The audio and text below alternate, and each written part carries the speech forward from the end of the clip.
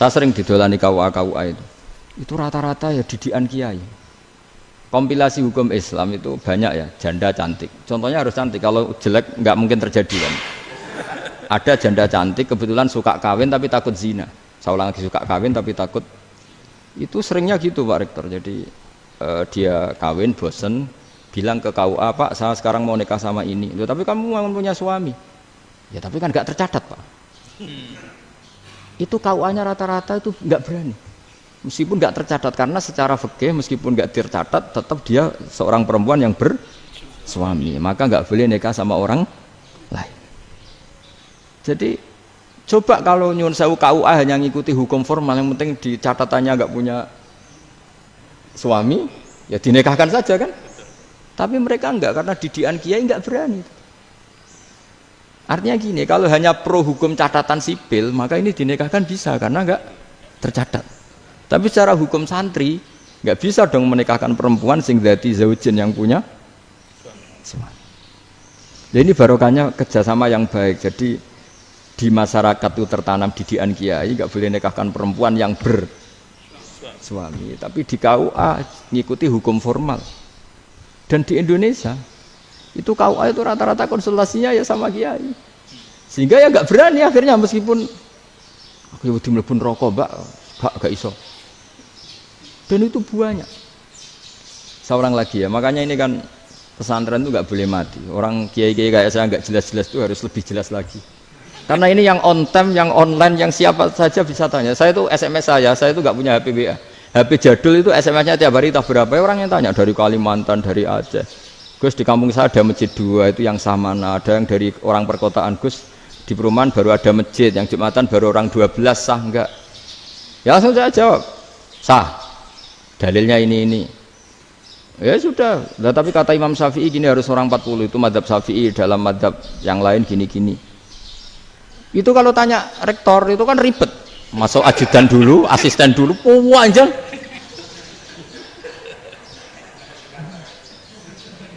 Wah itu kan ribet kan? Manggil dosen dekan VAI dipanggil, dekan VAI nggak mau langsung jawab, cari dosen yang nekuni itu. Usul fikih saya nekuni itu baru seminar, nunggu dulu mbak ini orangnya baru. Panjang ya? Bisa tutup Islam kalau kesuwen.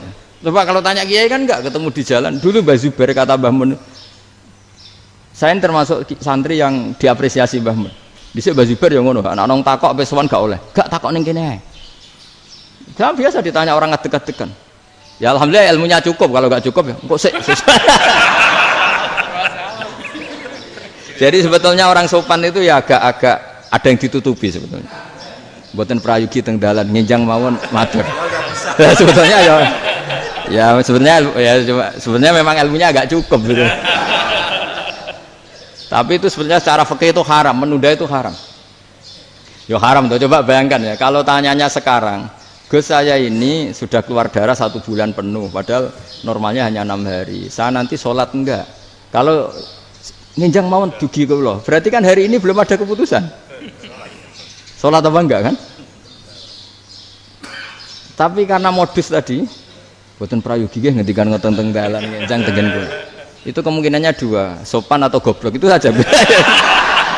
Kayaknya kalau sopan enggak lah. Kayaknya enggak lah kata saya. Karena secara fikih itu jelas haram. Bagaimana mungkin sesuatu yang harus dipraktekkan nanti duhur dijawab besok, berarti duhur, asar sampai subuh belum ada jawaban, berarti enggak ada sholat kan? Ya, makanya dibutuhkan orang-orang alim yang kultural seperti ini, dan NU menghormati kultural. Tapi Mbah Mun juga sangat menghormati Islam formal, karena tadi produk-produk formal itu bisa dilembagakan oleh negara, dan itu kita ikut untung gitu. Makanya Mbah Mun itu kalau punya tamu KUA, punya tamu polisi sampai pejabat itu. Kenapa saya contohkan KUA? Supaya jangan kira seperti pendapat orang-orang hasud, wah ya mesti aja disolani presiden seneng, menteri seneng. Enggak juga. Sebenarnya semua kiai itu mulai KUA sampai polisi, polsek, polres itu seneng semua. Karena sama-sama diajak mengawal bangsa ini, diajak mengayomi semua masyarakat. Tapi kadang-kadang masyarakat ngeritiknya, jenenge kiai disolani menteri ya seneng presiden. Padahal yang sowan kiai itu ya mulai KUA, Kapolsek, kepala desa, RT, Mudin. Itu mungkin kalau tanya ya lucu-lucu. Gus kalau nate nyembelih pitik kemanian, pitik gue gede man. Akhirnya wis ngerti nak kemanian langsung tak sebelah meneh. Terusane ku sah ta ora. Ribet.